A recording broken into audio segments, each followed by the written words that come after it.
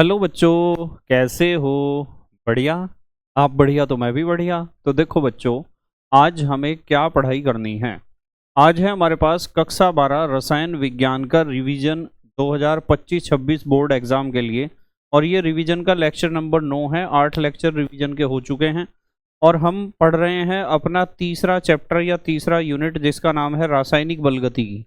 और रासायनिक बलगतिकी के रिवीजन का ये दूसरा लेक्चर है, जिसे आप कह सकते हो लास्ट लेक्चर है रासायनिक बलगतिकी के रिवीजन का। इससे पहला चैप्टर जो हमने पढ़ा था उसमें भी हमने 2 ही लेक्चर में पूरे चैप्टर का रिवीजन कर लिया था, जिसमें हम प्रीवियस ईयर के और एनसीईआरटी के इंपॉर्टेंट क्वेश्चंस को डिस्कस करते हैं और उससे पहले हम फास्ट ट्रैक रिवीजन करते हैं पूरे चैप्टर का एक। तो इसी क्रम में आज का भी लेक्चर आपके पास है और रासायनिक बलगतिकी का रिवीजन आज कंप्लीट हो जाएगा। मैं सभी बच्चों को एक बार बताना चाहता हूं कि हमारी जो प्लेलिस्ट है कक्षा 12 की, क्लास 12 की 2025-26 बोर्ड एग्जाम की रिवीजन की जो प्लेलिस्ट है, उससे आप रिवीजन कर सकते हो। और जितना भी रिवीजन में हम कंटेंट आपको प्रोवाइड करा रहे हैं, उससे बाहर कोई भी क्वेश्चन परीक्षा में नहीं आने वाला है। इस बात की 100% श्योरिटी है। क्वेश्चन पेपर जो आएगा वो इसी में से ही आएगा, जो इस प्लेलिस्ट को फॉलो करेगा। क्लास 12 2025-26 रिवीजन, ठीक है। तो हम पढ़ रहे थे जो क्वेश्चन, अब तक हमने 2 क्वेश्चन इसके कर लिए थे लघु उत्तरीय प्रश्न के। और आज हमारे पास तीसरा क्वेश्चन है और आज हमारा ये चैप्टर का रिवीजन कंप्लीट हो जाएगा। देखो, तीसरा क्वेश्चन है आपके पास। प्रथम कोटि की अभिक्रिया का उदाहरण देते हुए वेग स्थिरांक के व्यंजक का सूत्र तथा लक्षण लिखिए। तो प्रथम कोटि की अभिक्रिया आपको पता है, उसके उदाहरण भी आपको करा दिए और वेग स्थिरांक के व्यंजक का सूत्र एवं लक्षण, सूत्र भी और लक्षण भी प्रथम कोटि की अभिक्रिया को पूरा हमने डिस्कस कर लिया है। अगला क्वेश्चन, अथवा करके प्रथम कोटि की अभिक्रिया को एक उदाहरण द्वारा समझाइए। फिर है प्रथम कोटि की अभिक्रिया के वेग स्थिरांक का मात्रक लिखिए एवं इन अभिक्रियाओं के 2 प्रमुख लक्षण लिखिए। तो आपने प्रथम कोटि की अभिक्रिया पढ़ ली। प्रथम कोटि की अभिक्रिया के लिए वेग स्थिरांक का सूत्र भी आपको पता है और उसमें सारे संकेत भी पता हैं, और प्रथम कोटि की अभिक्रिया के लक्षण भी आपको पता हैं। ये सारी चीज हम पहले क्वेश्चंस में पढ़कर आ चुके हैं। रिवीजन में भी हमने कई बार इस चीज को पढ़ लिया है। तो जैसे कि आपको पता है कि जो हमने क्वेश्चन रिवीजन में एक बार पढ़ लिया या 2 बार पढ़ लिया, हम उसे दोबारा डिस्कस नहीं करेंगे, ठीक है, क्योंकि हम इसे पढ़ चुके हैं। क्वेश्चन नंबर 4, प्रथम कोटि की अभिक्रिया के वेग स्थिरांक के लिए व्यंजक लिखिए। पता है, a is equal to 2.303 upon t log base 10 a upon a minus x, या लॉग बेस 10 प्रारंभिक सांद्रता बटे अंतिम सांद्रता। और इन्होंने कहा है तथा सन्निहित पदों को समझाइए कि कौन कौन से उसमें स्टेप हैं। सिद्ध कीजिए कि प्रथम कोटि की अभिक्रिया का अर्धायु काल अभिकारकों के प्रारंभिक सांद्रण पर निर्भर नहीं करता है। तो जब आप प्रथम कोटि की अभिक्रिया का अर्धायु काल देखते हो, तो अर्धायु काल का फार्मूला आपको पता है। ये तो इसका हो गया प्रथम कोटि की अभिक्रिया के अर्धायु काल का सूत्र, ये है, देखो यही तो है। और इसमें बताओ कहीं प्रारंभिक सांद्रता का जिक्र आया क्या? प्रारंभिक सांद्रता की तो कोई बात ही नहीं है इसमें। इसमें पता है कि अर्धायु काल 0.693 अपॉन के, यानी वेग स्थिरांक आया इसमें, पर इसमें प्रारंभिक सांद्रता नहीं आई। इससे हमें पता चलता है कि प्रथम कोटि की अभिक्रिया का जो अर्धायु काल है वो अभिकारकों की प्रारंभिक सांद्रता पर निर्भर नहीं करता है। आप इसका यहाँ से यहाँ तक का डेरिवेशन कर सकते हो। फार्मूला आपको पता है, k is equal to 2.303 upon t, t की जगह टी हाफ लिख दिया, लॉग प्रारंभिक सांद्रता आपने a मान ली, तो अंतिम सांद्रता मानोगे आप। आधी अभिक्रिया हुई है तो a में से a बटा 2 घटाओगे, ठीक है। तो ये क्या आ जाएगा? log 2 आ जाएगा, क्योंकि जब a में से a बटा 2 घटाओगे तो क्या बचेगा? a बटा 2। a से a कैंसिल हो जाएगा, 2 ऊपर चला जाएगा, तो ये क्या आ जाएगा? log 2, log 2 आ जाएगा। और log 2 की वैल्यू कितनी होती है? ये रख दी 0.3010। इन दोनों की मल्टीप्लाई करते हैं तभी तो 0.693 आता है। तो k is equal to 0.693 upon t half, या फिर आप कह सकते हो t half is equal to 0.693 upon k. इस फार्मूले से हमें पता चलता है कि अर्धायु काल केवल वेग स्थिरांक पर निर्भर करता है, ना कि प्रारंभिक सांद्रता पर अभिकारकों की। बहुत बढ़िया क्वेश्चन है ये। नेक्स्ट, अगला क्वेश्चन देखो क्या है। निम्नलिखित पर टिप्पणी लिखिए। विशिष्ट वेग नियतांक। जिसे आप विशिष्ट अभिक्रिया वेग या वेग स्थिरांक कहते हो के, उसकी परिभाषा लिखनी है और उसके बारे में उसको प्रभावित करने वाले कारक कौन से हैं। ताप बदलने पर प्रभावित हो जाता है वेग स्थिरांक। सक्रियण ऊर्जा, ये दोनों चीज आपको पढ़ाई जा चुकी हैं रिवीजन में भी, ठीक है, दोनों के बारे में आपको लिखना है। उसके बाद अगला क्वेश्चन देखो क्या है, निम्नलिखित को समझाइए। एक तो ताप गुणांक को समझाना है, रिएक्शन कॉफिशिएंट को, एक प्रथम कोटि की अभिक्रिया का मतलब बताना है क्या है। तो आप ताप गुणांक को तो बता दोगे, 10 डिग्री सी ताप के अंतर से किसी भी अभिक्रिया के वेग स्थिरांकों का जो अनुपात होता है उसे हम अभिक्रिया का ताप गुणांक कहते हैं। सिर्फ एक चीज का ध्यान इसमें रखना होता है, ताप गुणांक में कहीं इन्होंने फार्मूला लिख रखा है, इसका फार्मूला तो कहीं भी नहीं लिख रखा। तो यदि रिएक्शन कोएफिशिएंट आप निकालना चाहते हो अभिक्रिया का ताप गुणांक, तो आपको वेग स्थिरांक निकालना है T+10 पर और वेग स्थिरांक निकालना है T पर। इसका मान लगभग 2 आता है। लगभग कितना आता है? 2। तो 10 डिग्री सी ताप के अंतर से किसी भी अभिक्रिया के वेग स्थिरांक जो अलग अलग मिलते हैं उनका जो अनुपात होता है उसे ही कहते हैं ताप गुणांक, ठीक है, टेम्परेचर कॉफिशिएंट। आप TQ कह सकते हो, टेम्परेचर कॉफिशिएंट। चलो उसके बाद अगला क्वेश्चन है, अभिक्रिया की आणविकता एवं कोटि लिखिए। दोनों चीज हमने पढ़ ली। सक्रियण ऊर्जा से आप क्या समझते हैं ये भी हमने पढ़ लिया। उसके बाद अगला क्वेश्चन क्या है देखते हैं, अभिक्रिया की आणविकता तथा कोटि में अंतर स्पष्ट कीजिए। कर लोगे? अब इसमें जो क्वेश्चन दे रखा है ना, ये जो न्यूमेरिकल है, ये न्यूमेरिकल बहुत इंपॉर्टेंट है और मैं स्पष्ट रूप से आपको इस बात को बता रहा हूँ कि ऐसा न्यूमेरिकल परीक्षा में आपकी जरूर आएगा जैसा ये न्यूमेरिकल है। इन न्यूमेरिकल को ही ले जाता हूँ मैं। यह है प्रथम कोटि की एक अभिक्रिया में, प्रथम कोटि की एक अभिक्रिया में 100 सेकंड में पदार्थ की सांद्रता प्रारंभिक सांद्रता की आधी रह जाती है। तो ये अर्धायु काल दिया है T हाफ 100 सेकंड। वेग स्थिरांक की गणना कीजिए। के इन्होंने पूछा है कितना होगा, T हाफ दे दिया, के इन्होंने पूछा है। तो आपको पता है ये फार्मूला होता है K = 0.693/T हाफ। ये फार्मूला तो पता ही है आपको। तो T हाफ तो इन्होंने दे ही रखा, ये रख दी वैल्यू T हाफ की। आपको पता ही है 2 जीरो है तो 0.2 अंक इधर आ जाएगा, यहाँ आ जाएगा ये 0.00693, ठीक है। या फिर इसे 10 की घात में लिखोगे तो 6.93 गुणा 10 की घात -3 आ जाएगा, इतने सेकंड इनवर्स। आपको पता है ना प्रथम कोटि की अभिक्रिया के वेग स्थिरांक का मात्रक सेकंड इनवर्स होता है। तो ऐसा सवाल एक आएगा पेपर में जिसमें आपको T हाफ दिया हुआ होगा और वेग स्थिरांक पूछेंगे। मतलब ये जो फार्मूला है K = 0.693/T हाफ, इसमें या तो K या तो T हाफ, इन दोनों में से एक चीज़ दी जाएगी और दूसरी पूछी जाएगी। ऐसा क्वेश्चन आपके एग्जाम में जरूर और जरूर आएगा। अब आ चुके हैं हम अगले पड़ाव पर, 5 नंबर वाले क्वेश्चन पर, जिसे आप कहते हो दीर्घ उत्तरीय प्रश्न। इसमें पहला क्वेश्चन है, अभिक्रिया की कोटि से आप क्या समझते हैं? प्रथम कोटि की अभिक्रिया के वेग स्थिरांक का व्यंजक ज्ञात कीजिए। ये कल भी मैंने आपको कराया था और फ्रेश लेक्चर में भी डेरिवेशन करा रखा है। K = 2.303/T log base 10 A/A-x का करा रखा है ना। तो ये बहुत इंपॉर्टेंट क्वेश्चन है। प्रथम कोटि की अभिक्रिया का मतलब बताना है, उसका 1-2 उदाहरण बताना है और प्रथम कोटि की अभिक्रिया के लिए जो समाकलित वेग समीकरण है या वेग स्थिरांक का जो फार्मूला है उसका डेरिवेशन करना है, ठीक है। नेक्स्ट अगला क्वेश्चन है हमारे पास, आर्हेनियस समीकरण दीजिए। कल भी मैंने आपको पढ़ाया था इससे पहले लेक्चर में। अभिक्रिया की सक्रियण ऊर्जा आरेख विधि से कैसे ज्ञात करेंगे? तो ये तो आरेख विधि से सक्रियण ऊर्जा ज्ञात करने की तो आवश्यकता नहीं, आप चाहो तो ग्राफ खींच सकते हो इस तरीके से, log K और 1/T के बीच में, उससे ढाल निकाल सकते हो। अब आ जाओ आप असली पड़ाव पर, आंकिक प्रश्न। न्यूमेरिकल्स किस किस तरह के परीक्षा में आपके पूछे जाएंगे, बहुत ध्यान से समझना है। मतलब मुश्किल से 3 या 4 तरह के न्यूमेरिकल हैं आपके कोर्स में इस चैप्टर में, और उनमें से ही 1 या 2 न्यूमेरिकल आएंगे। और इस बात का भी आपको भली भांति पता है कि पहले 3 चैप्टर में ही न्यूमेरिकल हैं और न्यूमेरिकल वाली जो भड़ास जो पेपर सेटर की निकलेगी वो पहले 3 चैप्टर में से ही निकलेगी। और कौन कौन से न्यूमेरिकल आते हैं वो भी मैं आपको बता देता हूँ, बार बार बताता रहता हूँ। देखो जरा, यहाँ इन्होंने कहा अमोनिया का प्लेटिनम की सतह पर अपघटन शून्य कोटि की अभिक्रिया है, नाइट्रोजन एवं हाइड्रोजन के उत्पादन की दर क्या होगी। नाइट्रोजन और हाइड्रोजन के उत्पादन की दर पूछी है, कितनी होगी। वेग स्थिरांक दे रखा है इन्होंने, ठीक है।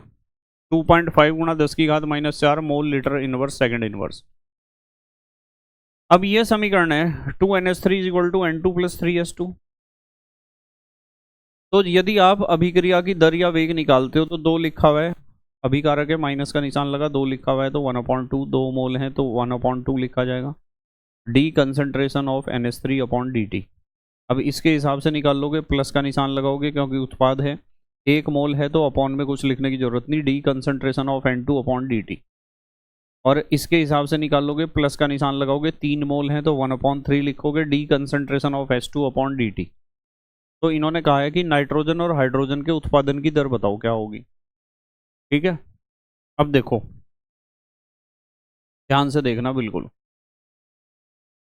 तो शून्य कोटि की अभिक्रिया में खासियत ये होती है कि अभिक्रिया की जो दर होती है वो वेग स्थिरांक के बराबर होती है, और वेग स्थिरांक इन्होंने दे रखा है हमें। तो -12 जो यहां से लिखा था ये और ये, मतलब आपको ध्यान रखना है इन तीनों का मान जो होगा वो वेग स्थिरांक के बराबर होगा। अब तीनों का मान वेग स्थिरांक के बराबर है, तो आप यदि N2 के उत्पादन की दर निकालना चाहते हो तो ये dN2/dt निकालना चाहते हो, dN2/dt का मान तो ये है ही। तो एक तो आंसर इतना आ गया हमारा 2.5 × 10⁻⁻⁴ मोल लीटर इनवर्स सेकंड इनवर्स। यानी नाइट्रोजन के उत्पादन की जो दर है वो 2.5 गुणा 10 की घात -4 mole litre inverse second inverse है। अब यदि आपको कहा जाए कि आप हाइड्रोजन के उत्पादन की दर बताओ, तो आपको ये इतना तो पता ही है, ये पता है, पर आपको सिर्फ इतना पोर्शन निकालना है dS2/dt। तो ये जो 3 इधर भाग में उधर गुणा में चला जाएगा, तो 25 दूनी 50, 25 या 75, 7.5 × 10⁻⁻⁴ मोल लीटर इनवर्स सेकंड इनवर्स आएगा। देखो हमें इसमें जो है ना, इसमें तो dN2/dt था और वो ही हमें निकालना था, तो हमने वैल्यू जो की त्यों रख दी। और जबकि इस केस में हमारे पास 1/3 भी है, पर हमें तो सिर्फ इतनी वैल्यू चाहिए dS2/dt, तो इस 3 की गुणा इधर होगी। देखो चलो देखते हैं इन्होंने क्या कर रखा है। देखो H2 के उत्पादन की दर, 1 मिनट इसे यहां से खोलता हूं कि वो भी दिखाई दे जाए आपको। देखो H2 के उत्पादन की दर जब निकाल रहे आप, तो आपको सिर्फ इतनी चीज चाहिए, इतनी इतनी dS2/dt। तो इस 3 की गुणा तो फिर यहाँ करोगे ना आप, तो ये हो गया 3 गुणा 2.5 गुणा 10 की घात -4, तो 25 या 75, 7.5 गुणा 10 की घात -4 mole litre inverse second inverse आ गया आंसर, ठीक है ना। नेक्स्ट अगला क्वेश्चन है, एक गैसीय अभिक्रिया का वेग आधा रह जाता है जबकि पात्र का आयतन दुगना किया जाता है, अभिक्रिया की कोटि ज्ञात कीजिए। इन्होंने कहा कि आयतन दुगना कर दिया तो वेग आधा हो गया। खुद सोच के देखो कि गैसीय अभिक्रिया में यदि आयतन दुगना कर दिया तो सांद्रता तो आधी होगी। तो जब सांद्रता आधी हो गई है और वेग भी आधा हो जाता है सांद्रता आधी करने पर, तो सांद्रता दुगनी करने पर वेग दुगना हो जाता होगा। भाई जब आयतन दुगना कर दिया तो सांद्रता तो आधी होगी ना, और हम सांद्रता के हिसाब से क्वेश्चन को करते हैं, तो आप लिख सकते हो कि आयतन 2 गुना करने पर सांद्रता आधी रह जाएगी, और सांद्रता आधी करने पर यदि वेग भी आधा हो जाता है तो इसकी घात कितनी लगनी चाहिए, 1। सांद्रता दुगनी करने पर वेग 2 गुना हो गया तो घात 1 लगनी चाहिए। सांद्रता 3 गुनी करने पर वेग 3 गुना हो जाएगा, तो घात कितनी लगनी चाहिए, 1। घात हर बार 1 लग रही है। और प्रथम कोटि की अभिक्रिया की खासियत यह है कि प्रथम कोटि की अभिक्रिया में अभिकारकों की सांद्रता जितने गुना कर दी जाती है अभिक्रिया का वेग भी उतने गुना ही हो जाता है। तो ये एक प्रथम कोटि की अभिक्रिया है। बस बच्चों को यहाँ थोड़ा सा कंफ्यूज इसलिए किया गया क्योंकि उन्होंने कहा कि अभिक्रिया का वेग आधा रह जाता है जबकि पात्र का आयतन 2 गुना कर दिया जाता है। अब आयतन यदि 2 गुना कर दिया तो सांद्रता तो आधी कर दी होगी ना, सांद्रता आधी कर दी वेग आधा हो गया तो प्रथम कोटि की अभिक्रिया ही तो है, ठीक है। चलो वास्तविकता में ये तो कॉन्सेप्चुअल क्वेश्चन है, बोधात्मक प्रश्न है, इसे न्यूमेरिकल तो मानने की जरूरत ही नहीं है बिल्कुल भी। इस क्वेश्चन को देखो, ऐसा क्वेश्चन एक आएगा एग्जाम में, आपके ध्यान रखना, जैसे सामने खुला हुआ है।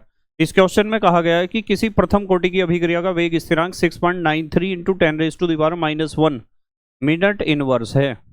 इस अभिक्रिया की अर्धायु की गणना कीजिए। क्या बतानी है? अर्धायु। यह है, इन्होंने दे रखा है हमें के, दे रखा है, ये दे रखा है के, और क्या पूछा है? T half. कर दोगे फिर? आपको पता है टी हाफ जब भी निकालना है तो इसका फार्मूला है प्रथम कोटि की अभिक्रिया के लिए 0.693 अपॉन के का वैल्यू दे ही रखा है, इस वैल्यू को उठा के यहाँ रखो, आंसर आ जाएगा। ऐसा सवाल आएगा, ध्यान रखना। ये जो फार्मूला है ना, k is equal to 0.693 upon t half, या फिर आप इसे लिख सकते हो t half is equal to 0.693 upon k. इस फार्मूले के ऊपर न्यूमेरिकल आपके परीक्षा में जरूर आएगा, जरूर। कितने आए देखो, क्वेश्चन खुद पता चल जाएगा आपको। अगले क्वेश्चन में इन्होंने कहा है प्रथम कोटि की अभिक्रिया में 40 सेकंड में एक पदार्थ की सांद्रता प्रारंभिक सांद्रता की आधी रह जाती है। इसका मतलब ये टी हाफ है। जब सांद्रता आधी रहेगी तो ये अर्धायु काल है। इस अभिक्रिया के वेग स्थिरांक के का मान पूछा, बताओ कर दोगे क्या? टी हाफ दे दिया, के पूछ लिया, क्या दिक्कत है इसमें? कर दोगे? नेक्स्ट यही देखो, k is equal to 0.693 upon t half दे दिया, के पूछ लिया। अगला क्वेश्चन देखो जरा। अगला क्वेश्चन है किसी रासायनिक अभिक्रिया का वेग स्थिरांक क्या होता है? पता है ना वेग स्थिरांक? वेग स्थिरांक के से प्रदर्शित करते हैं, इसे विशिष्ट अभिक्रिया वेग भी कहते हैं। यदि किसी रासायनिक अभिक्रिया में अभिकारकों की सांद्रता इकाई हो या एकांक हो या 1 मोल प्रति लीटर हो तो उस समय अभिक्रिया का जो वेग होता है उसे ही हम वेग स्थिरांक कहते हैं। इन्होंने कब पूछा है किसी रासायनिक अभिक्रिया का वेग स्थिरांक क्या होता है? प्रथम कोटि की एक अभिक्रिया में 50 सेकंड में पदार्थ की सांद्रता प्रारंभिक सांद्रता की आधी रह जाती है। ये 50 सेकंड टी हाफ है, आधी रह जाती है ना। इसके लिए वेग स्थिरांक बताना है कि टी हाफ दे दिया, के पूछ लिया। कर दोगे? टी हाफ दे दिया, के पूछ लिया, फार्मूला यही लगाओगे, k is equal to 0.693 upon t half. Next अगला क्वेश्चन। अगला क्वेश्चन है अभिक्रिया 2a plus b is equal to 2c plus 3d के लिए c के सांद्रण में परिवर्तन की दर 1 मोल प्रति लीटर है। इसकी सांद्रता में परिवर्तन की दर दे दी इन्होंने, 1 मोल प्रति लीटर प्रति सेकंड। अभिक्रिया का वेग ए, बी व डी की सांद्रता में परिवर्तन की दर ज्ञात कीजिए। अभिक्रिया का वेग बताओ और इन तीनों की सांद्रता में परिवर्तन की दर बताओ। अब आप इस रिएक्शन को ध्यान से देख लो, 2a plus b is equal to 2c plus 3d। इसके हिसाब से अभिक्रिया का वेग निकाल लोगे, माइनस का निशान लगाओगे, अभिकारक है 2 मोल है, बटे में ले जाओगे 2 को, 1/2 d concentration of A upon D t. इसके हिसाब से निकाल लो, इसमें तो एक ही मोल है, बटे में लिखने की कोई ज़रूरत नहीं है। माइनस का निशान इसलिए लगाया क्योंकि ये अभिकारक है। D concentration of b upon D t, इसके हिसाब से निकाल लो, प्लस का निशान रहेगा, 2 मोल है, 1/2 d concentration of c upon D t. इसके हिसाब से निकाल लो 1/3 d concentration of d upon D t. अब इन्होंने सी की सांद्रता में परिवर्तन की दर दी है, इन्होंने इतनी चीज दी है, देखो बेटे इतनी, डी सी अपॉन डी टी दिया है इन्होंने, तो हमने लिख दिया भाई डी सी अपॉन डी टी इन्होंने कितना दिया था, कहाँ है ये रहा, यही तो है। तो d C upon D t is equal to 1 mole प्रति लीटर प्रति सेकंड, ये दिया है डी सी अपॉन डी टी, है ना। और हमारे पास है 1/2 डी सी अपॉन डी टी। तो हमने डी सी अपॉन डी टी इतना है, तो अभिक्रिया का वेग तो half D C upon D t है, तो half D C upon D t का वैल्यू ये है, ये रख दिया 1 मोल प्रति लीटर। तो इसका मतलब ये हो गया, हाफ कह दो या 0.5 कह दो, अभिक्रिया का वेग रेट ऑफ रिएक्शन आ गया 0.5 mole litre inverse second inverse, ये रेट ऑफ रिएक्शन आ गया। अब हम सब बता देंगे, हमें पता है D A upon D T, D C upon D T 1 mole litre inverse second inverse है, तो D B upon D T कैसे निकलेगा भाई? D B upon D T तो half D C upon D T के बराबर है, और half D C upon D t कितना है? 1 मोल प्रति लीटर। तो इसका मतलब d B upon D t कितना होगा? 0.5 या 1/2, कुछ भी कह सकते हो। और D D upon D T निकालना है तो कितना हो जाएगा? 3/2। कितना हो जाएगा, 3/2 होगा डी सी अपॉन डी टी के। अब आप कहोगे 3/2 कैसे होगा जी, क्योंकि जो हमारा डी सी अपॉन डी टी है वो तो 1/2 है ना, वो तो 1/2 है। और हमें D D upon D T बताना है। 3 मोल बन रहे थे ना उसके, कितने मोल बन रहे थे, 3 मोल, तो उसका हमने 3 गुना कर दिया, डी सी अपॉन डी टी का 3 गुना कर दिया, तो 3/2 आ गया ये। चलो नेक्स्ट अगला क्वेश्चन। अभिक्रिया 2A इज इक्वल टू उत्पाद में A की सांद्रता 10 मिनट में 0.5 मोल प्रति लीटर से घटकर 0.4 मोल प्रति लीटर हो जाती है। इस समय अंतराल में अभिक्रिया का वेग ज्ञात कीजिए। अभिक्रिया का वेग बताना है, यानी 1/2 dA अपॉन dt बताना है। A की सांद्रता 10 मिनट में 0.5 से 0.4 हो चुकी है। ये तो रिएक्शन है 2A is equal to product, और 10 मिनट समय है, 10 मिनट, 0.5 से 0.4 हो चुकी है सांद्रता। देखो ये रिएक्शन है 2A is equal to product, 2A is equal to उत्पाद, 1/2 अभिक्रिया की ह्रास होने की दर बराबर 1/2 प्रारंभिक सांद्रता माइनस अंतिम सांद्रता बटे टी, समय 1/2, 0.5 से 0.4 और समय 10 मिनट था। कैलकुलेट कर लो बस, इसे आंसर आ जाएगा। ठीक है, 0.1 ही तो होगा, 0.1 अपॉन 20, 0.005 या 5 गुणा 10 की घात -3 मोल litre inverse second inverse. Next अगला क्वेश्चन देखो कितना इंपॉर्टेंट क्वेश्चन है। इन्होंने कहा प्रथम कोटि की अभिक्रिया के लिए वेग स्थिरांक k का मान दे दिया, 2.54 गुणा 10 की घात -3 सेकंड इनवर्स पाया गया, इसकी 3/4 आयु की गणना कीजिए। बहुत बढ़िया क्वेश्चन, ऐसा क्वेश्चन आएगा पेपर में, ध्यान रखना। k का मान दे दिया और 3/4 आयु की गणना करनी है।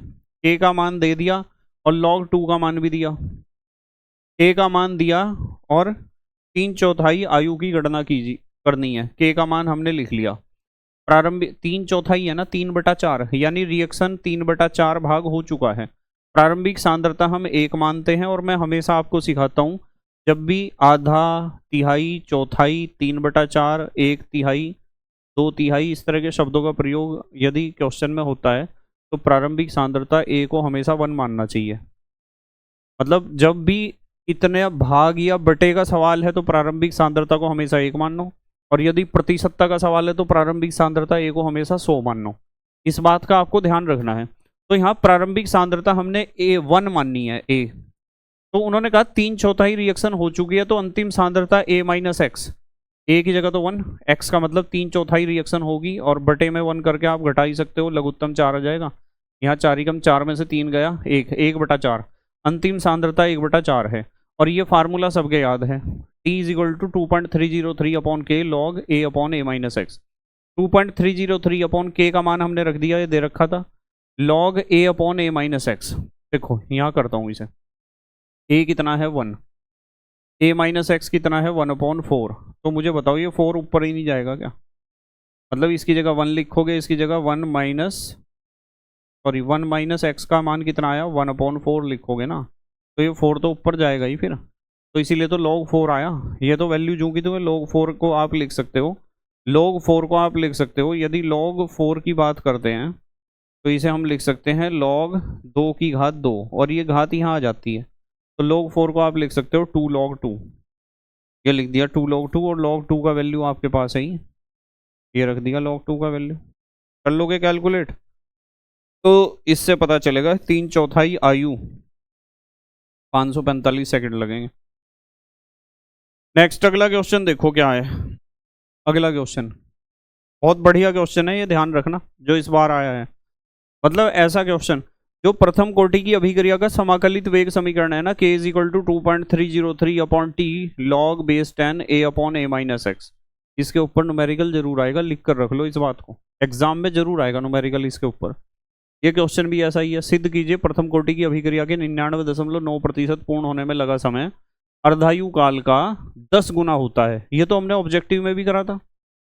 देखो 99.9% रिएक्शन पूरे होने में लगा समय, मैं लिखता हूं T 99.9 is equal to 2.303 upon के लॉग प्रारंभिक सांद्रता, परसेंटेज का सवाल है, प्रारंभिक सांद्रता 100, अंतिम सांद्रता 100 में से कितना रिएक्शन हुआ है, 99.9% रिएक्शन हुआ है, अपॉन अर्धायु काल की बात चल रही ना, अर्धायु काल, तो आप लिख सकते हो टी हाफ या T50 is equal to 2.303 upon के लॉग प्रारंभिक सांद्रता कितनी हो जाएगी 100, अंतिम सांद्रता 100 में से 50% रिएक्शन हो चुकी है, ठीक है ना। अब आपको पता है 100 में से 0.9 घटाओ आप, 100 में से 100.0 लिख देता हूँ और 99.9 घटाता हूँ इसमें से, देखो कितना आएगा, 10 में से 9 गया 1, यहाँ दशमलव है ना, यहाँ 9 में से 9 गया 0, 9 में से 9 गया 0, 0.1, ये तो 0.1 आ जाएगा, इसे तो मैंने काट दिया, लिख दिया 0.1 है, और इसे काट दिया, लिख दिया 50 है। अब 50 दूनी 100 और 0.1 का पॉइंट हटाओ आप, ऊपर एक 0 और लग जाएगा, तो log 1000 बटे log 2 नहीं आएगा ये, और ये तो इससे कट ही जाएगा, बस आप आगे कैलकुलेट कर लो आप, T99.9, चलो T99.9 upon T half is equal to log 1000 की वैल्यू कितनी होती है 3, और log 2 की वैल्यू होती है 0.3010।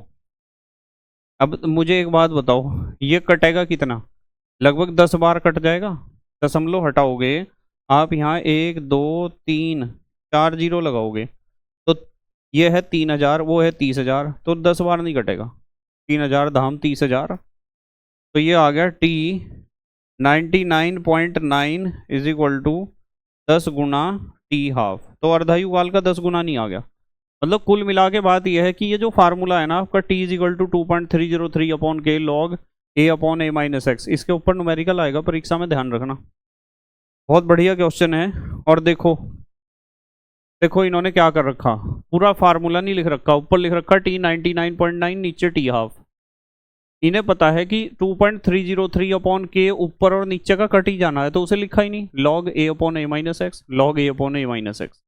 अब इन्होंने A तो 100 मानना है क्योंकि परसेंटेज का सवाल है, और A minus x1 A minus x2, A में से आप ऐसे भी लिख सकते हो या डायरेक्ट वैसे कर सकते हो जैसे मैंने आपको कराया है क्वेश्चन।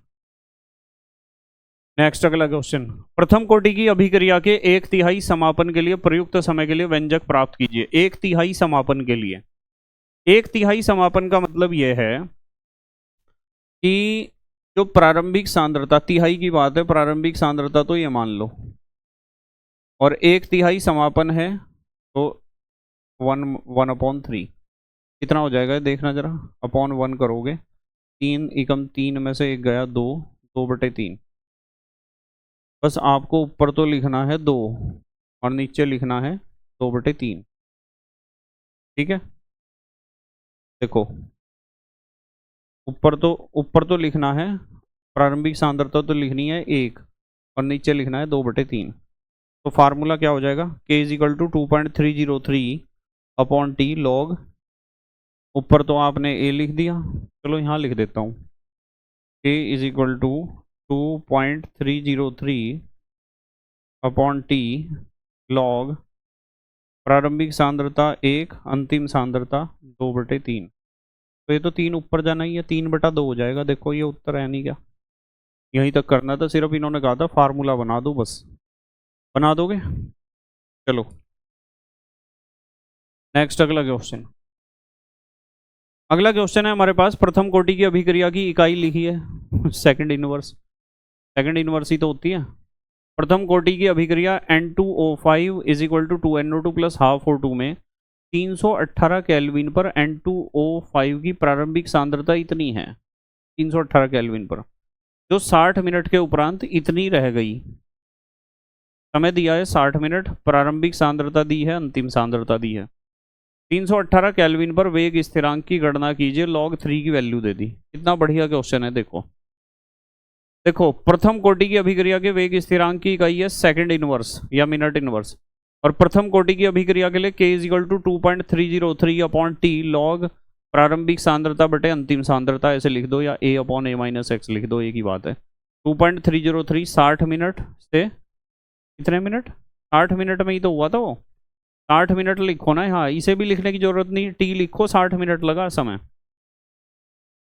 और ये हो जाएगा आपका पहली सांद्रता 0.60 गुणा 10⁻² थी, फिर होगी 0.20, 2×3=6 है ना। ये तो इससे कट ही जाएगा, ये तो इससे कट जाएगा ना, ये तो कट गया इससे। और ये 3 बार नहीं कटेगा, log 3 आ गया। और log 3 की वैल्यू दे रखी, रख दी वैल्यू, आ गया आंसर। कितना बढ़िया क्वेश्चन है। चलो नेक्स्ट अगला क्वेश्चन देखो। कितना बढ़िया क्वेश्चन आया, 2017 2 नंबर। SO2 Cl2 की प्रारंभिक मात्रा की आधी मात्रा का वियोजन 60 मिनट में हो जाता है। यदि यह वियोजन प्रथम कोटि की अभिक्रिया हो तो इसके वेग स्थिरांक की गणना कीजिए। भाई आधा रिएक्शन हो रहा 60 मिनट में, तो अर्धायु काल है ये 60 मिनट, ये तो है अर्धायु काल। ये पूछा है इन्होंने कितना होगा, कर दोगे। आपको पता है प्रथम कोटि की अभिक्रिया के लिए ये फार्मूला होता है, बताओ। दे नहीं रखा क्या टी हाफ की जगह 60 मिनट लग लो, मिनट इनवर्स में आ जाएगा आंसर आपका। देखो कर रखा होगा ऐसे ही, देखो टी हाफ की जगह 60 मिनट, इतने मिनट इनवर्स। ऐसा क्वेश्चन आएगा, ध्यान रखना। k = 0.693/t हाफ या t1/2 = 0.693/k। एक तो क्वेश्चन इसके ऊपर आएगा, और एक क्वेश्चन आएगा k = 2.303/t log/10 प्रारंभिक सांद्रता बटे अंतिम सांद्रता। यानी वेग समीकरण जो है, वेग स्थिरांक का जो समीकरण है प्रथम कोटि की अभिक्रिया का, जिसका डेरिवेशन भी आता है परीक्षा में। अगला क्वेश्चन है, प्रथम कोटि की अभिक्रिया का समीकरण लिखिए तथा सन्निहित पदों को समझाइए। सन्निहित पद का मतलब आपको डेरिवेशन करना है इसका। एक प्रथम कोटि की अभिक्रिया की अर्धायु काल इतनी है, तो इसका वेग स्थिरांक बताओ। टी हाफ दे दिया, के पूछ लिया, तो k = 0.693/t1/2 और एक डेरिवेशन है। नेक्स्ट अगला क्वेश्चन। अगला क्वेश्चन है, किसी प्रथम कोटि की अभिक्रिया का वेग स्थिरांक कितना है, k का मान दे दिया। अपनी प्रारंभिक सांद्रता के 1/4 तक कम होने के लिए अभिकारक द्वारा लिए गए समय की गणना कीजिए। log 2 का वैल्यू दिया। देखो ध्यान से देखना, वेग स्थिरांक दिया इन्होंने इतना है, और कहा कि 1/4 तक कम होने के लिए, यानी रिएक्शन जो है उसमें अभिकारक की सांद्रता, अंतिम सांद्रता 1/4 तक कम हो जानी चाहिए, यानी अंतिम सांद्रता 1/4 है। अब देखो क्या पूछा है इन्होंने, समय t = 2.303/k log प्रारंभिक सांद्रता बटे अंतिम सांद्रता, यही तो होता है फार्मूला। तो ये हो जाएगा t = 2.303/k। वेग स्थिरांक दिया इन्होंने 7 × 10⁻⁻4 log, कहाँ तक कम होना है, प्रारंभिक सांद्रता 1 मान के चलेंगे क्योंकि 1/4 का सवाल है, अंतिम सांद्रता 1/4, ये यहाँ चला जाएगा log 4, और log 4 को आप लिख सकते हो 2 log 2। तो ये हो जाएगा t = 2.303/7 × 10⁻⁻4 log 4। log 4 को क्या लिख सकते हो, log 2⁻2, और ये चला जाएगा यहाँ, फिर 2 log 2 हो जाएगा ना, ये हो जाएगा, यहाँ लिख देता हूँ 2.303/7 × 10⁻⁻4, और ये हो गया आपका 2 log 2, और log 2 की वैल्यू तो दे रखी है आपको, ये रही सारी वैल्यू है आपके पास, कैलकुलेट करो आंसर आ जाएगा।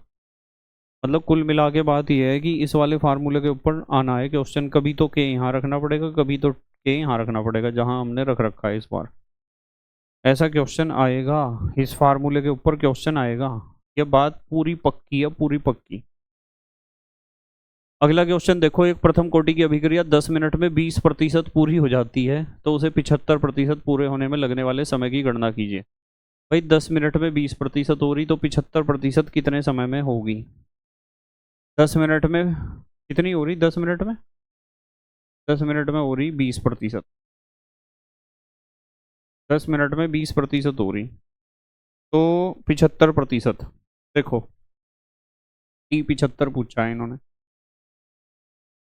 2.303 अपॉन के लॉग 75% का मतलब प्रतिशत का सवाल है। प्रारंभिक सांद्रता 100, प्रारंभिक सांद्रता 100 और 75% रिएक्शन पूरी हो चुकी है और 10 मिनट में हो रही वो 20%। 2.303 अपॉन के लॉग 20% का मतलब है 100, कितने हुई 20%। बताओ कर लोगे क्या सॉल्व? ये तो पूरा कैंसिल ही हो गया ये वाला। इस तो T75 निकालना है, ये 10 मिनट है और ये कितना हो जाएगा यहाँ से पता है ना आपको, 100/25। 100/25, ये 25 ही तो आएगा घटा के, और 25 चौका 100, तो ये तो log 4 है जिसे आप 2 log 2 लिखते हो। और ये हो जाएगा आपका 100 में से 20 गए 80, 100/80, 0 से 0 गया, 10/8, तो log 10 की वैल्यू 1 होती है और log 8 आप निकाल सकते हो। बहुत बढ़िया क्वेश्चन है, बहुत ही बढ़िया। नेक्स्ट, अगला क्वेश्चन है, प्रथम कोटि की अभिक्रिया के वेग स्थिरांक का व्यंजक निर्धारित कीजिए। यानी डेरिवेशन करना है। प्रथम कोटि की एक अभिक्रिया में कोई पदार्थ अपनी प्रारंभिक मात्रा का 10 मिनट में आधा रह जाता है। अर्धायु काल है, सॉरी 100 मिनट में, अर्धायु काल 100 मिनट। तो बताइए कि कितने समय में यह अपनी प्रारंभिक मात्रा का चौथाई रह जाएगा। T1/4 निकालना है, T1/4। अर्धायु काल दे रखा है। सबसे पहला काम ये करो, वेग स्थिरांक k बराबर 0.693 अपॉन T½ से k निकाल लो आप। और प्रारंभिक सांद्रता 1 है, अंतिम सांद्रता 1/4 है। तो फार्मूला लगा दो ये वाला, k का मान रख दिया, k = 2.303 अपॉन टी लॉग प्रारंभिक सांद्रता बटे अंतिम सांद्रता। प्रारंभिक सांद्रता 1 है, अंतिम सांद्रता 1/4 है, बटे का 4 ऊपर जाएगा, log 4। log 4 को आप 2 log 2 लिख सकते हो या log 4 का वैल्यू log 2 के वैल्यू का दुगना कर सकते हो सीधा एकदम, है ना। और बस यहाँ से टी निकल जाएगा आपका। इसे टी को यहाँ ले जाओ, इसे यहाँ ले जाओ, कैलकुलेट करो, आंसर आ जाएगा। बहुत बढ़िया क्वेश्चन है ये भी। नेक्स्ट, अगला क्वेश्चन है, अगला क्वेश्चन है एनसीईआरटी का क्वेश्चन है, 2023 में भी आया ये क्वेश्चन। देखो, इसमें कहा है कि अभिक्रिया, अभिक्रिया की कोटि से आप क्या समझते हैं। प्रथम मतलब अभिक्रिया की कोटि की परिभाषा देनी है, एक दो उदाहरण देने हैं उसके। फिर इन्होंने कहा कि प्रथम कोटि और शून्य कोटि की अभिक्रिया में क्या अंतर है, ये भी बता दोगे आप। स्थिर आयतन पर N2O5 के प्रथम कोटि के तापीय वियोजन पर निम्नलिखित आंकड़े प्राप्त हुए। 2N2O5 = 2N2O4 + O2।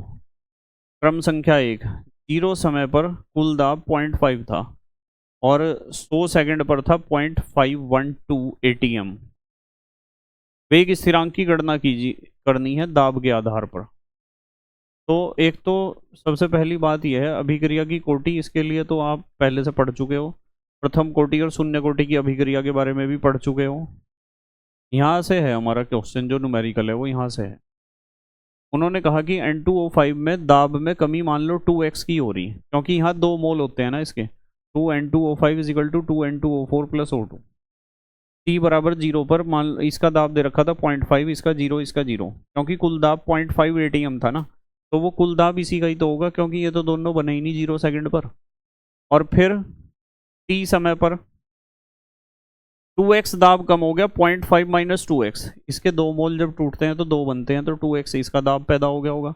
जब इसके 2 मोल टूटते हैं तो इसका 1 बनता है, देखो इसका x ATM दाब पैदा हो गया होगा। तो शुरू में तो कुल दाब इतना था और बाद में जो कुल दाब है वो this plus this plus this होगा। 0.5 - 2x इसका लिया, प्लस 2x इसका लिया, प्लस x। अब आप जब देखोगे तो आपको पता है माइनस के 2x से प्लस का 2x कट जाएगा, क्या बचेगा 0.5 + x। ये कुल दाब इतना है और इसका मान इन्होंने दे रखा है, ठीक है। ये है x का मान, यदि आप निकाल लोगे यहाँ से तो इसे घटाना पड़ेगा इसमें से, pt में से, x = pt - 0.5, ठीक है। और Pn2O5 कितना हो जाएगा 0.5 - 2x, तो 0.5 - 2x हो जाएगा। 0.5 - 2 और x का मान कितना है ये निकाला आपने अभी, x का मान, इस वैल्यू को पुट कर दो आप, 0.5 1.5 हो जाएगा ये, 1.5 माइनस 2 pt और टी 100 सेकेंड है, कुल दाब इतना है, कुल दाब इतना है पीटी टोटल प्रेशर। अब आपको इस बात का पता है कि यदि N2O5 का दाब निकाल रहे आप तो कुल दाब में से इसे घटाना पड़ेगा, कुल दाब में से इसे घटाना पड़ेगा, इतना आ गया। और अब ये आगे दो तरह के दाब आपके पास, प्रारंभिक दाब और अंतिम दाब। प्रारंभिक दाब फार्मूला वही है, K is equal to 2.303 upon t log प्रारंभिक इनिशियल प्रेशर और लास्ट वाला प्रेशर। इनिशियल प्रेशर 0.5 था और लास्ट वाला इतना है, इसे कैलकुलेट कर लो बस आगे, लॉग की वैल्यू में दे के रखेंगे। उसके बाद अगला क्वेश्चन है, प्रथम कोटि की अभिक्रिया में 10 मिनट पश्चात किसी पदार्थ की सांद्रता अपनी प्रारंभिक सांद्रता की 99% विघटित हो जाती है। 2 मिनट पश्चात तो 99% हो गया रिएक्शन, तो अंतिम सांद्रता 1% बची होगी, अंतिम सांद्रता 1% बची होगी। अभिक्रिया के वेग स्थिरांक की गणना कीजिए। ये दे रखा formula K is equal to 2.303 upon t log base 10 प्रारंभिक और अंतिम सांद्रता। प्रारंभिक सांद्रता को तो आप 100 मान लोगे, तो यहाँ 100 माइनस 99 कितना बचेगा 1, इसकी जगह 1 लिखोगे तो log 100 की वैल्यू 2, तो यहाँ 2 आ जाएगा और समय 10 मिनट 100 मिनट है, ऐसा ही लिखा होगा देखो। 2.303 समय 100 मिनट, प्रारंभिक सांद्रता अंतिम सांद्रता 1, तो ये log 100 ही तो आया, ये तो 1 है, log 100 ही तो आया। देखो log 100 की वैल्यू कितनी होती है 2, ये रख रखी 2 वैल्यू। अगला क्वेश्चन देखो क्या है, सक्रियण ऊर्जा को परिभाषित कीजिए। ये सवाल है नई तरह का, ये सवाल अभी तक मैंने नहीं समझाया, पहली बार समझा रहा हूँ, ध्यान से समझना। फ्रेश लेक्चर में तो ऐसा न्यूमेरिकल मैंने आपको कराया था। इसमें कहा है सक्रियण ऊर्जा को परिभाषित कीजिए, परिभाषा दे दोगे आप सक्रियण ऊर्जा की। किसी अभिक्रिया के 400 केल्विन तथा 600 केल्विन पर वेग स्थिरांक क्रम से इतने तथा इतने हैं, मतलब दो टेम्परेचर हैं, दोनों टेम्परेचर पर वेग स्थिरांक यानी T1 T2 है, K1 K2 है। सक्रियण ऊर्जा की गणना कीजिए, ऐसा न्यूमेरिकल भी आ सकता है आपकी परीक्षा में। R का मान दे दिया इन्होंने, log 4 भी दे दिया, तो आपको क्या करना है, log K2 बटे K1 is equal to EA upon 2.303 R T2 minus T1 upon T1 T2, ये फार्मूला बताया था मैंने आपको। K2 इतना, K1 इतना, T2 इतना, T1 इतना, R इतना, तो आपके पास सारी वैल्यू है, सारी वैल्यू रख दो आप, सारी वैल्यू रख दी आपने। क्या क्या नहीं रखा, EA, तो EA निकल कर आ जाएगा आपके पास, सिर्फ EA नहीं है। ऐसा क्वेश्चन परीक्षा में आएगा, ध्यान रखना। नेक्स्ट अगला क्वेश्चन, प्रथम कोटि की अभिक्रिया के लिए वेग स्थिरांक दे रखा है 60 सेकंड इनवर्स K का मान। अभिक्रिया को अपनी प्रारंभिक सांद्रता से 1/16 भाग, अंतिम सांद्रता 1/16 भाग है, 1/16 है A माइनस एक्स, प्रारंभिक सांद्रता 1 मानेंगे क्योंकि बटे का सवाल है। कितना समय लगेगा, T पूछा है, T कर लोगे इसे, T is equal to 2.303 upon K log प्रारंभिक सांद्रता बटे अंतिम सांद्रता। फिर इन्होंने कहा एक प्रथम कोटि की अभिक्रिया में 30% वियोजन होने में 40 मिनट लगते हैं, T हाफ का मान बताओ। तो 30% रिएक्शन होने में तो लग रहे 40 मिनट, तो 50% रिएक्शन होने में कितने मिनट लगेंगे। T हाफ का मतलब 50% रिएक्शन होने में लगा समय ही तो पूछ रहे हैं, 30% होने में लग रहे 40 मिनट। खाली जगह देखता हूँ कहीं है क्या, ये रही। 30% रिएक्शन होने में 40 मिनट लग रहे, 30% रिएक्शन होने में 40 मिनट लग रहे, तो 50% रिएक्शन होने में कितना समय लगेगा, T50 या T half. 2.303 upon K log प्रारंभिक सांद्रता बटे अंतिम सांद्रता, 50% रिएक्शन का तो ये हिसाब है अपॉन, और 30% का हिसाब इन्होंने दे रखा कि 30% रिएक्शन होने में 40 मिनट लगते हैं, तो मैं 40 मिनट ही लिख देता हूँ यहाँ T30 की जगह। 2.303 अपॉन K लॉग 30% रिएक्शन हो रही, तो हम यहाँ लिखेंगे 100 माइनस। अब बताओ कर दोगे क्या, कर दोगे, क्या निकालना है, ये तो कट ही गया, वहाँ तो बचेगा log 100/50, यानी ये तो कट कट आगे log 2 आ जाएगा। ये 100/70, 0 से 0 गया, log 10/7 आएगा। ठीक है, log 10/7 कर लोगे कैलकुलेट। अगला क्वेश्चन देखो क्या है। दिखाई दे रहा क्या आपको सही? देखो क्या है क्वेश्चन। इसमें कहा प्रथम कोटि की अभिक्रिया को समझाइए। प्रथम कोटि की अभिक्रिया के लिए वेग स्थिरांक k का मान इतना है। अभिक्रिया के अर्धायु काल की गणना कीजिए। k का मान दे रखा है, t हाफ पूछा है। पता है आपको t half is equal to 0.693 upon k से निकल जाएगा। नेक्स्ट अगला क्वेश्चन। किसी अभिक्रिया का 500 केल्विन और 700 केल्विन T1 T2 वेग स्थिरांक इतना और इतना है, K1 K2 E A का गणना कीजिए। है ना बिल्कुल वैसा ही सवाल जैसा अभी बताया था।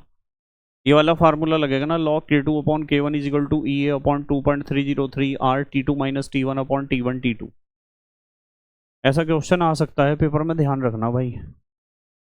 अब है हमारे पास नेक्स्ट क्वेश्चन, इसे देखो। अभिक्रिया N2O5 is equal to 2NO2 plus half O2 के लिए, इस क्वेश्चन को ध्यान से समझ लेना, इसमें कंफ्यूज होते हैं बच्चे बहुत ज़्यादा। 2023 में आया ये क्वेश्चन। ये रिएक्शन है N2O5 is equal to 2NO2 plus half O2। इसके लिए dN2O5 अपॉन dt दे रखा है, इसका टूटने की दर। ये बराबर होगा K dash concentration of N2O5,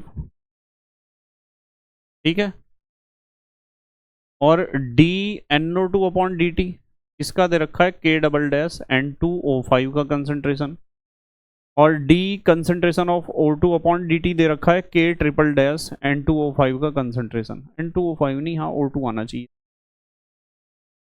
यहाँ आना चाहिए था O2, गलत छप गया है। एक बार इसे ध्यान से देख लो क्या क्या दे रखा है। चलो नीचे लिखा हुआ है। तो उन्होंने कहा है कि K dash K double dash और K ट्रिपल डैश में संबंध स्थापित कीजिए। लो समझो ध्यान से जरा। ये रिएक्शन है हमारे पास N2O5 is equal to 2NO2 plus half O2। ये दे रखा है इन्होंने dN2O5 अपॉन dt का मान तो ये है, dNO2 अपॉन dt का मान ये है, dO2 अपॉन dt का मान यहाँ O2 आना ये है। ठीक है, अब मुझे एक बात बताओ, यदि इस रिएक्शन को आप देखते हो, dN2O5 अपॉन dt बराबर होगा 2 मोल है ना, 1/2 dNO2 अपॉन dt के, और ये बराबर होगा, आधा मोल है तो 2 ऊपर जाएगा, 2dO2 अपॉन dt के। हमने इसके हिसाब से यहाँ यहाँ और यहाँ इन तीनों को इस्तेमाल करके अभिक्रिया का वेग निकाल लिया। अब इस अभिक्रिया के वेग में वैल्यू रखनी है। सबसे पहले मुझे वैल्यू रखनी है dN2O5 अपॉन dt की। ये रहा, रख देंगे वैल्यू। इसकी जगह क्या लिखेंगे, K डैश N2O5 कंसंट्रेशन। हाँ N2O5 ही आएगा यहाँ N2O5 ही आएगा। तो ये dN2O5 अपॉन dt की जगह हमने लिखा K डैश N2O5। फिर हमें वैल्यू रखनी है इसकी dNO2 अपॉन dt की, इसकी। तो 1/2 तो रख के ही रखेंगे हम, और हम ये रखेंगे K डबल डैश N2O5 इसकी जगह। तो इसकी जगह तो हमें रखना है, इसकी जगह तो रखना है हमें ये, और इसकी जगह हमें रखना है ये।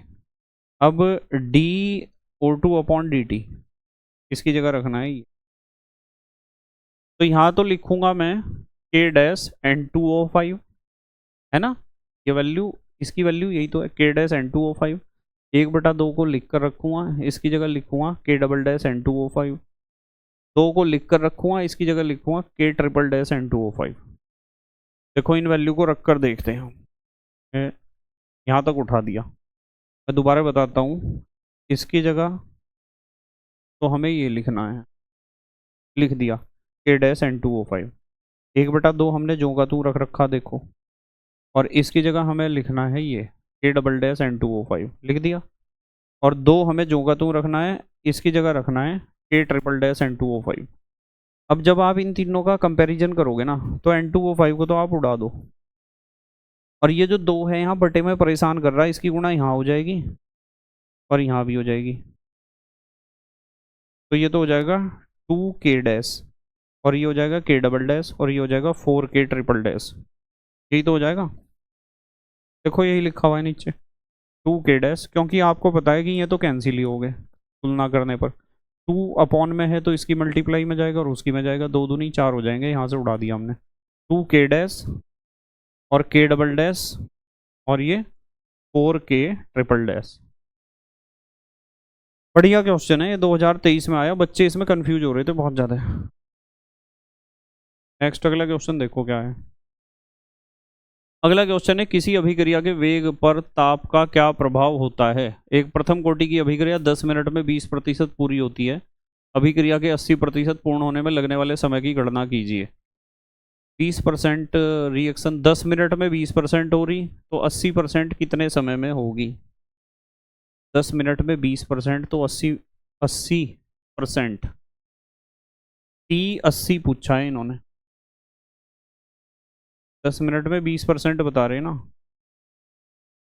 T80% का मतलब यही तो है, देखना प्रारंभिक सांद्रता 100 और 100 माइनस 80 और 10 मिनट में 20%, यहाँ 10 मिनट और 20% लिखूंगा मैं अब।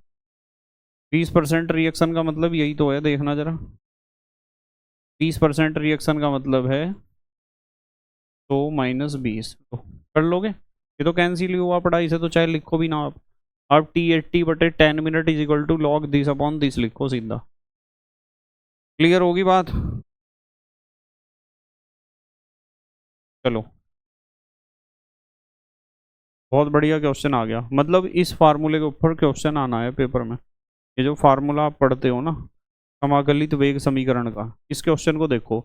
सिद्ध कीजिए कि प्रथम कोटि की अभिक्रिया के 3/4 पूर्ण होने में लगा समय अर्ध अभिक्रिया के पूर्ण होने में लगे समय का दुगना होता है। कल भी कर रहे थे हम इस क्वेश्चन को। अर्धायु काल का दुगना। इन्होंने कहा प्रथम कोटि की अभिक्रिया के 3/4 पूर्ण होने में लगा समय अर्धायु काल का दुगना होता है। 3/4 T3/4 2.303 अपॉन ए तो मैं लिख नहीं रहा, लॉग 3/4 प्रारंभिक सांद्रता अर्धायु काल का कितने गुना होता है। अर्धायु काल लिख दिया हमने T½ और अर्धायु काल में 2.303 अपॉन के लिख नहीं रहा क्योंकि कट ही जाएंगे। लॉग अर्धायु काल प्रारंभिक सांद्रता, तो चलो वैसे ही लिखता हूँ, प्रारंभिक सांद्रता 1 और अंतिम सांद्रता 1 में से आ गया।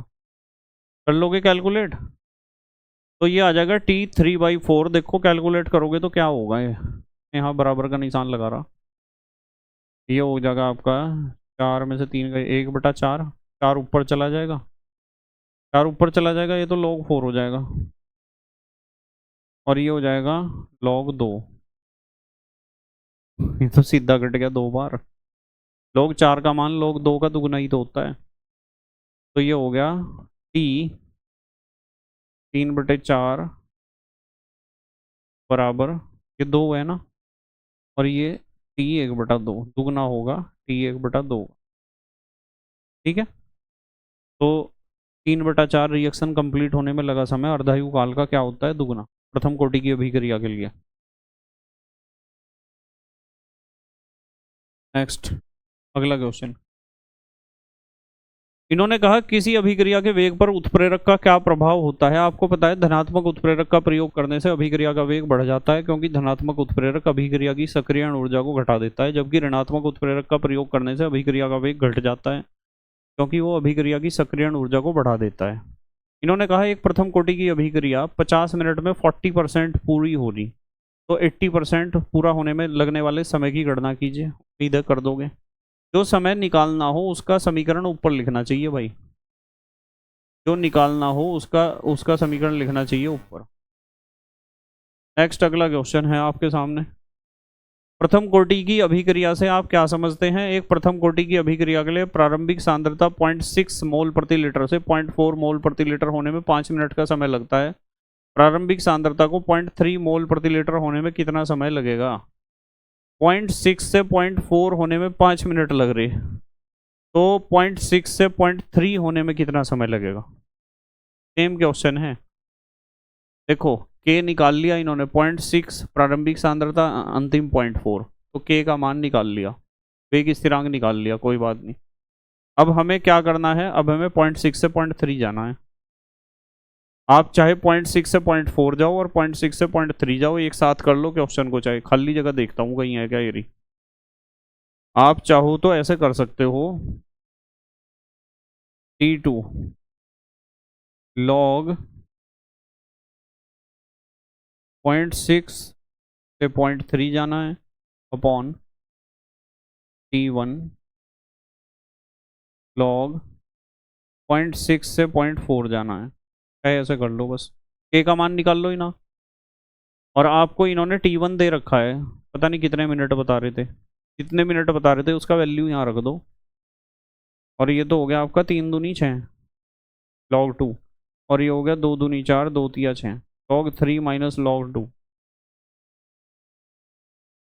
ठीक है, T1 इन्होंने दे रखा है, T2 निकल जाएगा, चाहो तो आप ऐसे कर सकते हो इस क्वेश्चन को।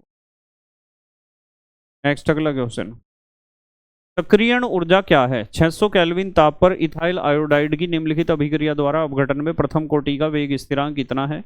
इस अभिक्रिया की सक्रियण ऊर्जा इतने मोल प्रति लीटर है, 700 केल्विन पर वेग स्थिरांक बताओ। इस फार्मूले के ऊपर क्वेश्चन है, ये तो कर दोगे आप, दोगे ना? देखो लॉग की वैल्यू में दे के रखेंगे,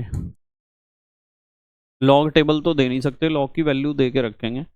तो ये हमारा जो है बेटे तीसरे चैप्टर का भी रिवीजन कंप्लीट हो चुका है, और आपको एहसास हो गया होगा कि किस किस तरह के क्वेश्चन परीक्षा में पूछे जाते हैं। और मैं कल से स्टार्ट करने वाला हूँ चैप्टर नंबर 4 या यूनिट नंबर 4, कोशिश करेंगे उसे 1 या 2 लेक्चर में ही उसका रिवीजन कंप्लीट कर दें। ठीक है बेटे, बस मेहनत और ईमानदारी से पढ़ाई करते रहो और अपने रिवीजन की तरफ फोकस रखो। Best of luck for your exam and thank you very much for watching this lecture. Okay bye. और प्ले लिस्ट के अनुसार आपको पढ़ना है, ध्यान रखना है, ठीक है।